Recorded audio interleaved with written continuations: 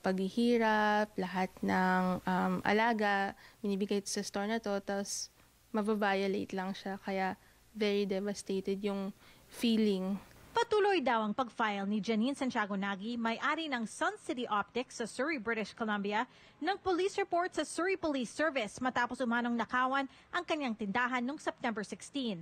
Pasado 3:00 ng madaling araw nang binasag ng ilang tao ang glass door ng negosyo at tinanggay ang ilan sa kanilang mga paninda. Mostly yung mga tinitinda namin mga salamin, sunglasses ng mga name brands, over mga 200 mahigit yung mga nakuha sa aming mga salamin.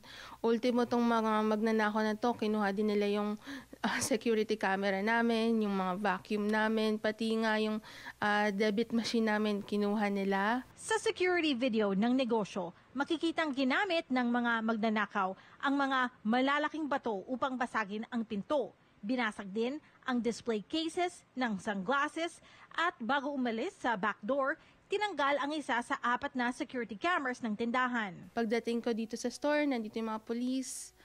Sabi ng police, wag muna kaming pumasok kasi gusto nilang makita yung video footage ng security cameras ng store para makita nila kung naka-gloves ba or hindi yung mga pumasok dito sa store o yung mga magnanakaw.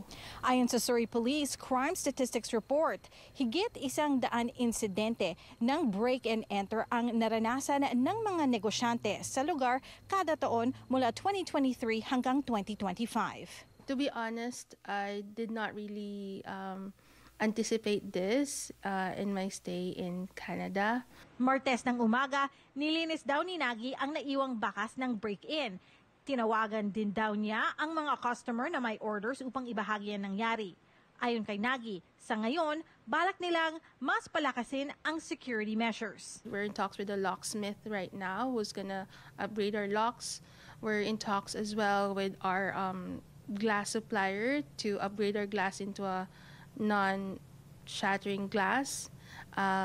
But all will be depending on like the cost. Humihingi rin siya ng pag-unawa sa mga customer na gustong mag-order ng mga name brand na salamin. Ilang buwan pa raw bago ma-reimburse ng business insurance ang halagaan ng mga salaming ninakaw. May pagkakataon na di ko alam kung kaya namin makabangon from like this one sa laki ng nawala sa amin, pero nire-remind ko lang po yung sarili ko na kailangan bumangon, no? Kailangan kung magsalalay lang sa resiliency. Teresa Barrera, Omni News, Surrey.